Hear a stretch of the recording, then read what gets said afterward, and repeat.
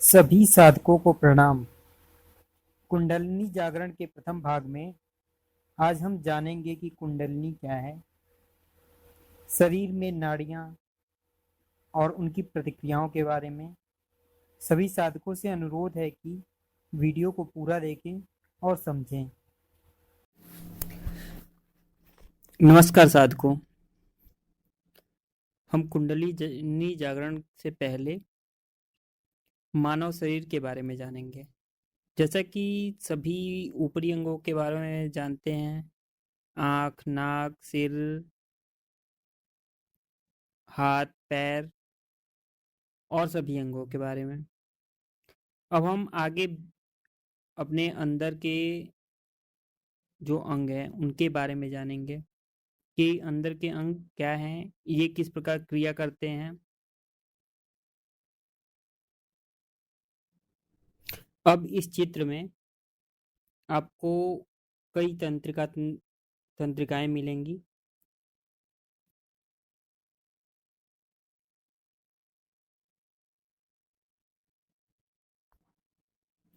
तो अब हम जान लेते हैं कि तंत्रिका क्या चीज़ होती है।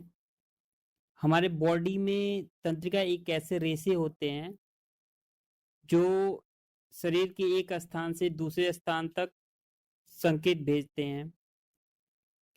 इसी तंत्रिका को इंग्लिश में नर्व कहते हैं। जो ह्यूमन बॉडी होती है उसके तंत्रिकाएं लगभग हर भाग से मस्तिष्क और मेरुरज्जु से जुड़ी होती हैं। जिस तंत्र के द्वारा विभिन्न अंगों का नियंत्रण और अंगों और वातावरण में सामंजस्य स्थापित होता है उसे तंत्रिका तंत्र कहते हैं। इंग्लिश में इसे नर्वस सिस्टम के नाम से जाना जाता है। तंत्रिका तंत्र में मस्तिष्क होता है और हमारी जो बोन बोन मैरो होती है, मेरुरज्जु, और इससे जो अलग अलग तंत्रिकाएं निकलती हैं इनकी गणना की जाती है। तंत्रिका कोशिका ही हमारे शरीर में जितनी भी रचनात्मक और क्रियात्मक क्रियाएं होती है इसके लिए जिम्मेदार होती हैं। हमारे नर्वस सिस्टम को दो भागों में बांटा गया है। एक है पैरासिम्पैथेटिक और एक सिम्पैथेटिक।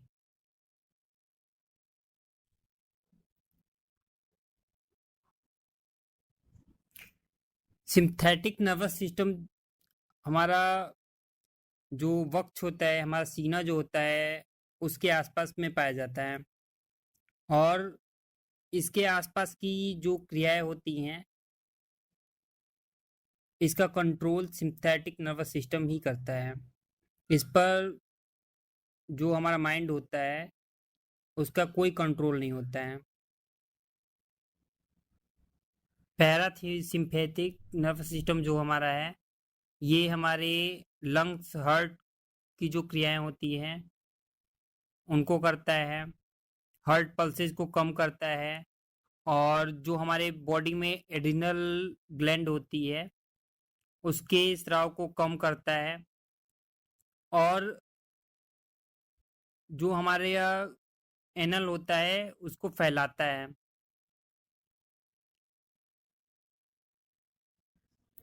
अब इन तंत्रिका तंत्रों में जो भी संवेदना जाती है या सूचना जाती है उनको पहुंचाने का जो काम करती है वो करती है हमारी नाड़ी। ब्लड को भी ये ले आती है या कोई भी इंफॉर्मेशन होती है, संवेदना हो, सूचना हो, तो ये हमारे शरीर में मस्तिष्क तक लेके जाती है, जहाँ जहाँ हमारा नर्वस सिस्टम है उसको लेकर जाती है। इसकी जो पूरी टोटल काउंटिंग है इसे लगभग 3.5 लाख होती है, लेकिन उसमें से जो 14 होते हैं वही खास होते हैं। जैसे आपने कभी पीपल का पत्ता देखा होगा तो उस पे छोटे छोटे नस जैसी दिखाई देती है। ठीक वैसे ही शरीर में भी ये नाड़ियां फैली हुई होती हैं। इन 14 नाड़ियों में भी 3 मेन होती हैं। एक होती है इड़ा, इंगला और पिंगला और सुषुम्ना। अब जो इड़ा है ये नेगेटिव एनर्जी को प्रोड्यूस करती है और जो पिंगला होती है वो पॉजिटिव चार्ज को करती है और सुषुम्ना बिल्कुल न्यूट्रल होती है। इस पे कोई आवेश नहीं होता है, ना ही ऋणात्मक होता है, नेगेटिव भी नहीं होता है, ना ही पॉजिटिव होता है। अब आगे जानने के लिए हम पहले ये जो 14 नाड़ियां हैं इनके बारे में भी जान लेते हैं। ये 14 नाड़ियां जो होती हैं ये बॉडी में 14 भुवन कहे जाते हैं। जैसे ओम भू भुवः स्वः मह तप और सत्यलोक, ये 7 लोक कहे जाते हैं। और इसके नीचे अतल बितल सुतल तलातल महातल रसातल और पाताल, ये 7 लोक कहे जाते हैं।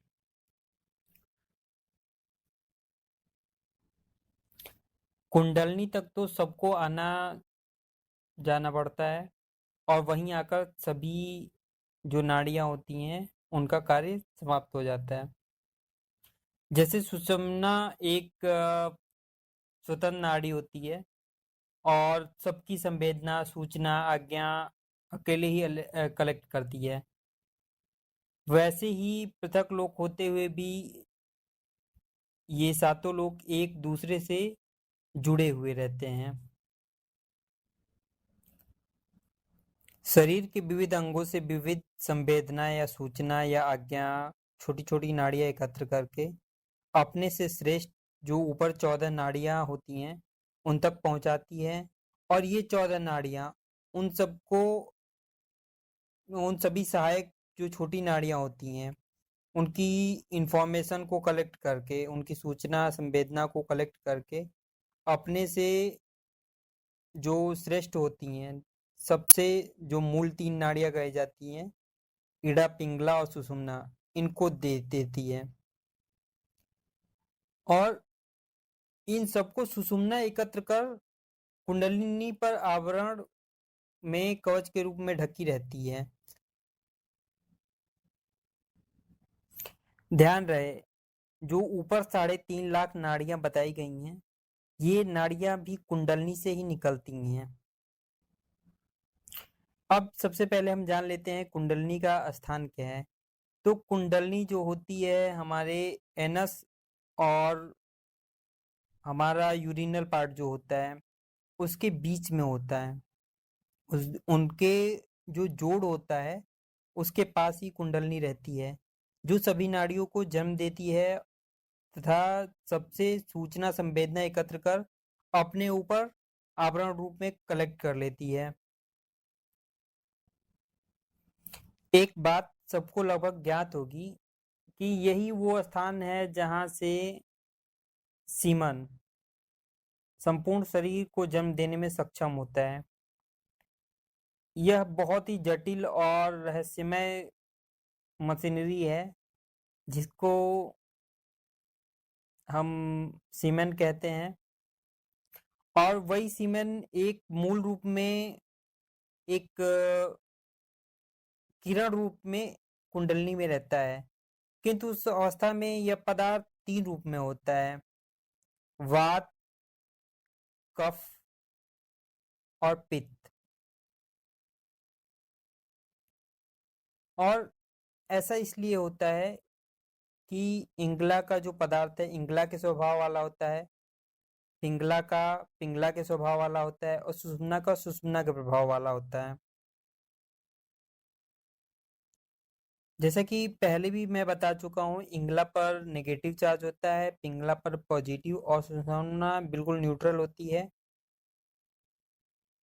जब नाड़ियों में विक्षोभ होता है या कोई विकार होता है तो यह कुंडलनी तक पहुंचता है और ये किरण रूप में जो तीनों पदार्थ मिले रहते हैं द्रव रूप में इकट्ठे होते हैं जो सीमेन होता है, तब इस सीमेन का रूप कन्वर्ट हो जाता है वात पित्त और कफ को मिलाकर।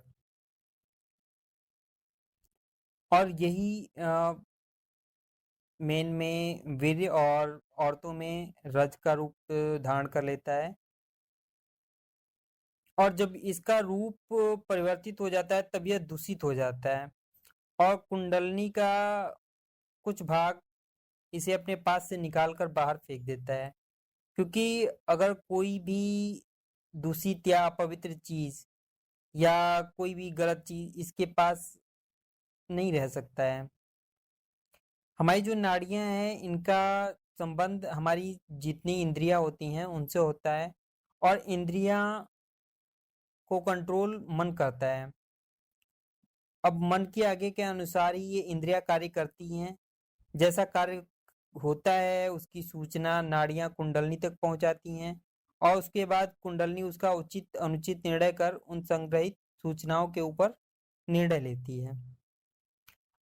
अब जब इंद्रियों के विक्षोभ को नाड़ियां कुंडलनी तक पहुंचाती हैं तो उनके द्वारा एकत्र जो पहले की सूचनाओं हमारे शरीर में होती हैं, हमारे तंत्रिका तंत्र में, उनमें विक्षोभ पैदा हो जाता है, यानी हलचल पैदा हो जाता है।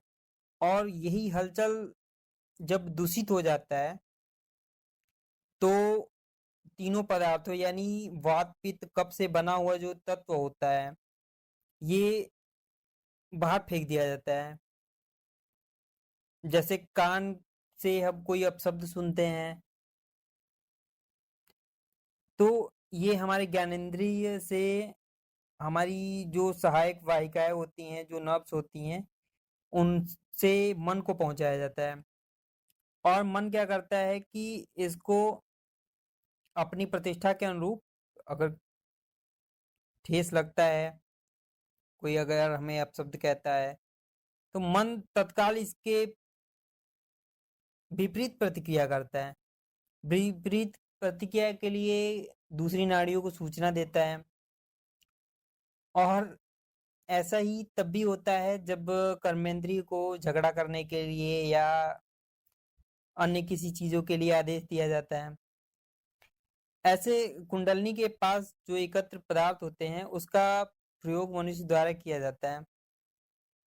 यही सारे पदार्थ यदि अपना आवरण कुंडलनी पर से हटा दें, जैसे आपका क्रोध हो गया, आपका अपशब्द सुनने पर, या फिर ईर्ष्या हो गई, इन सब चीजों को जब हम कुंडलनी पर से हटा देते हैं तो कुंडलनी पर जो दबाव पड़ता है, जो बोझ होता है, वो हट जाता है और कुंडलनी हल्की होकर ऊपर धीरे धीरे उठने लगती है।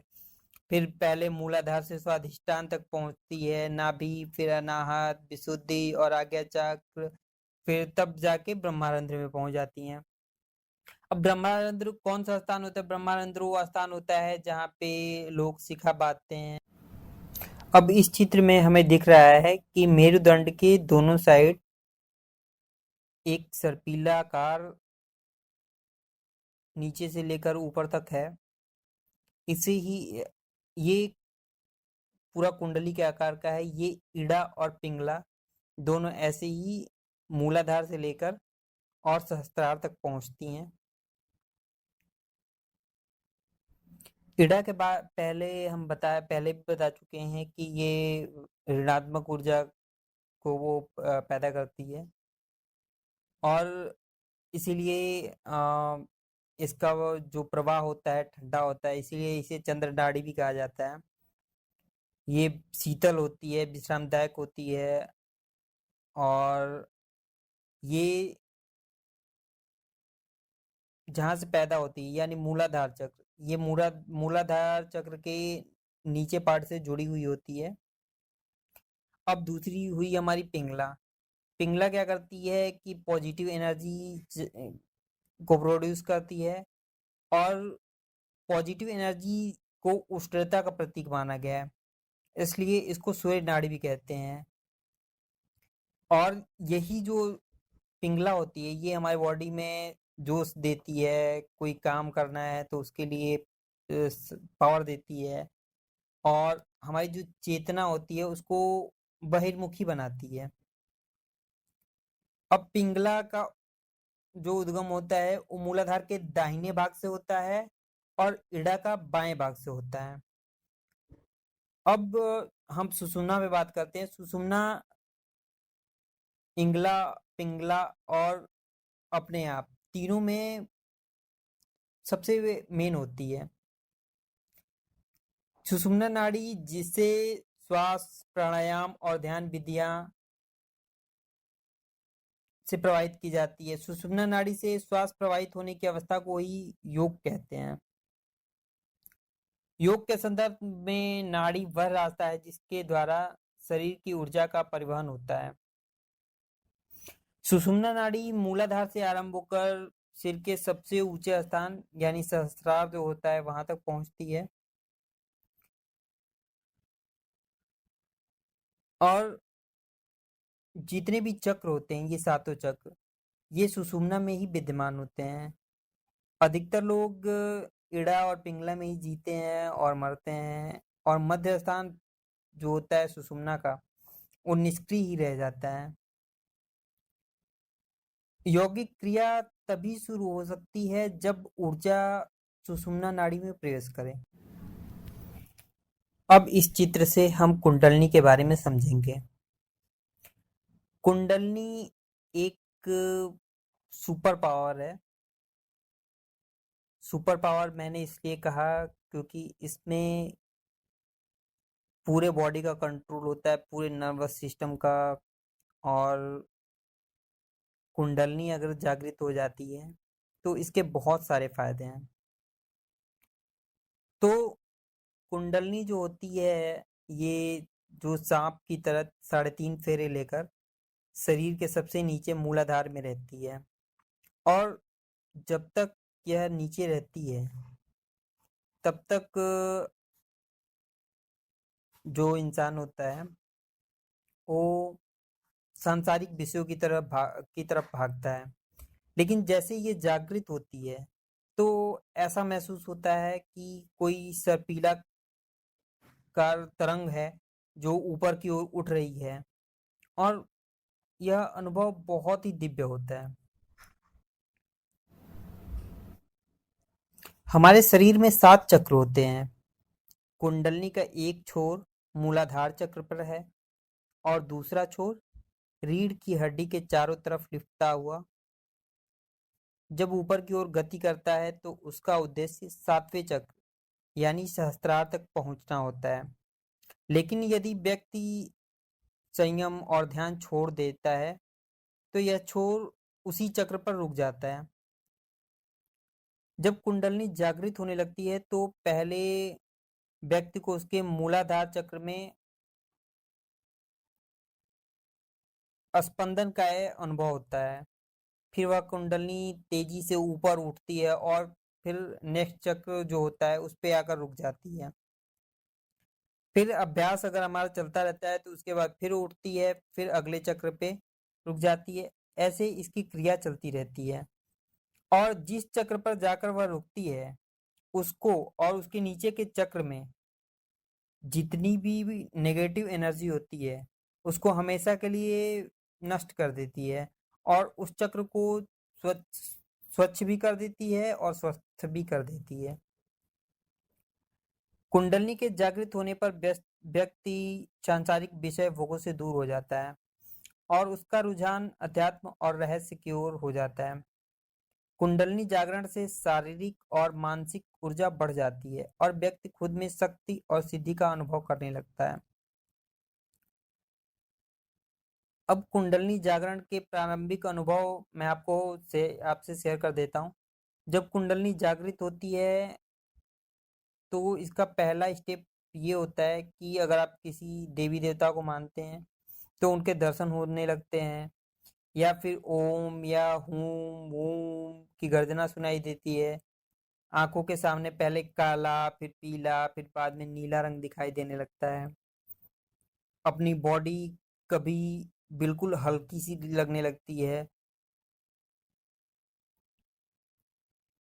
और कभी कभी गेंद की तरह एक ही स्थान पे अप डाउन होने लगता है। और जो सिर होता है उसमें जो चोटी का स्थान होता है वहां पर धीरे धीरे चींटियों के चलने का एहसास होता है, जैसे वहां पर कुछ रेंग रहा हो, कुछ चल रहा हो। और पूरे बॉडी में ऐसा लगता है कि मानो कुछ है जो ऊपर जाने की कोशिश कर रहा है।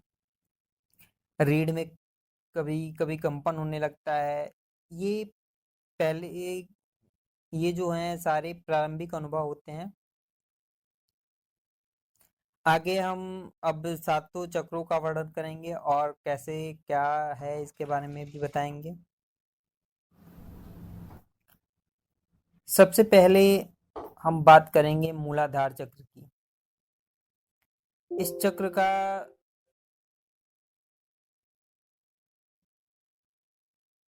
जो स्थान होता है यह पुरुष शरीर में जो यूरिनल और एनस के बीच में, और स्त्री की बॉडी में जो यूरेटस होता है, यूरेटस और एनस के बीच में होता है। मूलाधार का मेन जो अर्थ है वो ये है कि हमारे बॉडी का बेस पॉइंट ही यही होता है, इसीलिए इसे मूल केंद्र कहते हैं। मूलाधार चक्र को अर्थ का जो अर्थ तत्व होता है, अर्थ तत्व का संबद्ध माना जाता है, और जो हमारी सूंघने की क्षमता होती है इसी चक्र के कारण होती है। इसका जो साइन होता है ये 4 दल वाला गहरा लाल कमल होता है, जिसको अभी आप चित्र में देख रहे होंगे, और इसका बीज मंत्र लम होता है। इसके केंद्र में पृथ्वी तत्व का यंत्र पीला रंग है, पीला वर्ग। इसी वर्ग के केंद्र में एक लाल त्रिभुज है जिसका शीर्ष नीचे की ओर है और वही शक्ति का प्रतीक है। त्रिभुज के भीतर एक लिंग है। लिंग का अर्थ यहाँ पर एक आकार से है जो सूक्ष्म शक्ति का प्रतीक है। गुरु गोरखनाथ जी ने इसी को त्रिभुज रूप में कहा है और इसी के आधार पर उन्होंने श्री यंत्र की भी स्थापना की और श्री यंत्र के बारे में काफी कुछ बताया। हो सकता है कि अगले पार्ट में हम उन चीजों के बारे में धीरे धीरे डिस्कस करेंगे। आगे अब कुंडलनी पे ही बात करते हैं। हमारी कुंडलनी जो होती है ये सुषुप्त अवस्था में होती है और ये जो आकार होता है इसी आकार के चारों ओर 3.5 लपेटे लिए हुए लेटी रहती है। यही कुंडलनी शक्ति का जो निवास स्थान है। यही स्थान मनुष्य की सभी काम शक्ति, भावनात्मक, मानसिक और आध्यात्मिक शक्ति का केंद्र है। अब इसी मूलाधार चक्र से कुंडलनी शक्ति को जागृत करते हुए अलग अलग चक्रों से होते हुए सहस्त्रार तक ले जाना ही कुंडलनी जागरण है। मूलाधार चक्र से लगभग 2 अंगुल ऊपर मेरुदंड में जननेंद्रिय के ठीक पीछे स्वाधिष्ठान चक्र होता है। यह जल तत्व और जो हमारी रस की इंद्रिय है यानी जीभ, इससे हमारा संबंध होता है। इस चक्र को सिंदूरी रंग के 6 दल वाले कमल पुष्प के रूप में चित्रित किया जाता है। इसका बीज मंत्र होता है वम। यह चक्र इंद्रिय सुख भोग की अभिलाषा का प्रतीक है और स्वाधिष्ठान ही वो केंद्र होता है जहां पर हमारी पिछली बातें, पिछली सारी चीजें जो हमारे मन में भावनाएं होती हैं, हमारे किसी के प्रति ईर्ष्या भरा हो या दुख हो, संवेदना हो, ये सारी भावनाएं स्वाधिष्ठान चक्र में ही निवास करती हैं। स्वाधिष्ठान की मुख्य वायु ध्यान है तथा यह चक्र जो हमारा प्राणमय कोश है उसका निवास स्थान है। अब इसकी अगर शुद्धि हो जाती है तो मैं सीधे शब्दों में कहूंगा कि इंसान पशु से, जो पशु वृत्तियां होती हैं उनसे ऊपर उठ जाता है, यानी काम, क्रोध, मद, मोह, लोभ इनसे धीरे धीरे ऊपर उठने लगता है। आगे हम तीसरे चक्र की बात करेंगे। तीसरा चक्र जो होता है ये है मणिपुर चक्र। यह चक्र जो हमारी नाभि होती है उसके ठीक पीछे जो हमारी मेरुदंड होती है, हमारी जो रीढ़ की हड्डी होती है उसमें ये स्थित होता है। ये अग्नि तत्व का प्रतीक होता है और हमारी जो दृष्टि की इंद्रिय है यानी आँख, उससे संबंधित होती है। ये चक्र 10 दलों वाला कमल के रूप में चित्रित किया जाता है और इसके कमल जो के मध्य में अग्नि तत्व का गहरे लाल रंग का एक त्रिभुज चित्रित किया जाता है। इसका बीज मंत्र रम होता है और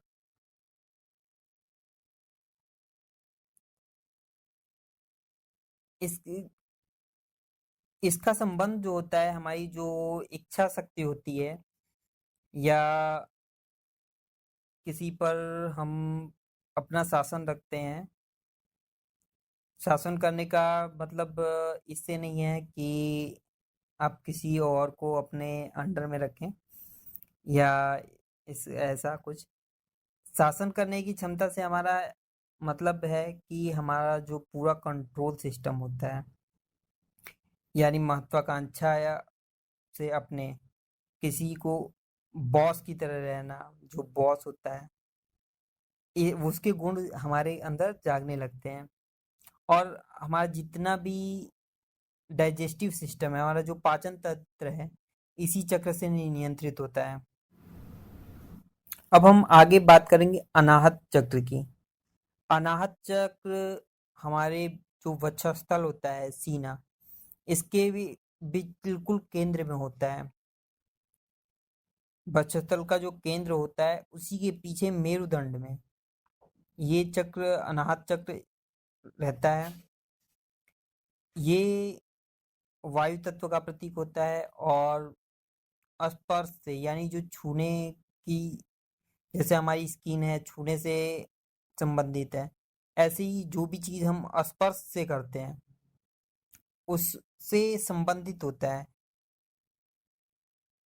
कमल के केंद्र में एक खटकोड़ी आकृति होती है, 6 कोण का आकार होता है, जैसे जो 2 त्रिभुज उल्टे एक दूसरे से जुड़े हुए हों। इसका बीज मंत्र यम होता है, यम। अगर ये हमारा जब जागृत हो जाता है तो हम जितने भी जीव जंतु हैं या भाई बहन सभी से लगाव का चक्र यानी जो प्रेम होता है इसके अंदर, इसी चक्र के अंदर निवास करता है। और कुंडली जब जागृत होकर इस चक्र का भेदन करती है तो साधक दिव्य प्रेम से पूरा भरपूर हो जाता है। आगे हम जानते हैं विशुद्धि चक्र के बारे में। विशुद्धि चक्र गर्दन और कंठकोप के पीछे मेरुदंड में स्थित होता है। यह शुद्धि का केंद्र है। इसे 16 दल वाला बैंगनी कमल के चित्र में दर्शाया जाता है। कमल के केंद्र में एक सफेद वृत्त होता है जो आकाश तत्व का यंत्र है। यह आकाश तत्व का प्रतीक भी होता है। इसका बीज मंत्र हम।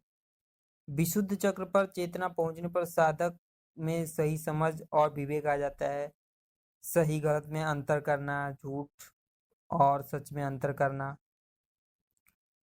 और यह शब्द से संबंधित है। इस चक्र के जागृत होने पर साधक में जो लीडरशिप होती है वो विकसित हो जाती है। उसे कहीं बोलने में कोई किसी भी प्रकार का भय नहीं होता, किसी भी प्रकार का हैरेसमेंट नहीं होता उसको। आगे हम जानते हैं आज्ञा चक्र के बारे में। आज्ञा चक्र हमारा जो मस्तिष्क होता है उसके मध्य में है, यानी जो दोनों आंखें हैं उनके भौहों के बीच में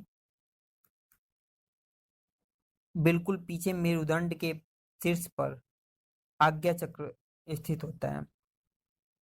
इसी को तीसरा नेत्र भी कहा जाता है, शिव नेत्र, ज्ञान चक्षु और कई और नामों से भी जाना जाता है।